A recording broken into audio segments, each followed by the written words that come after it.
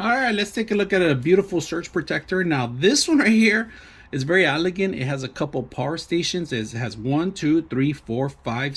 power stations. This is actually for a larger power brick that you guys have, or any kind of it could be your laptop.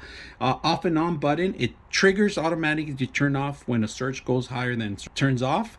Now, there is a couple of things that you should be aware. There's 3 power outs for USB. There's a type C connection and then 2 type A's. Of course, this is type A. Right now we are powering up our actual lamp that we currently have here with the type A. Now we're going to show you how to power it up with the type C. So type C, you basically just plug it in one end, and then you just find your phone and it starts plugging in automatically. If you guys can see that, very simple. So you have extra power connections as USB, acting as USB, and then you got your actual power cords. Now you can mount this in the wall if you want. It's an option. All right, the cord itself is long.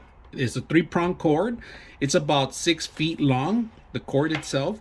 And like I said, you have an extra option for the larger connections that you have here, and then your multiple options that you have. Simple, elegant, easy to use. I hope you guys enjoy the video. 99.6 of you are not subscribers in my channel. I hope that the content helps you out and that you find it very useful. And I hope you hit the like and subscribe.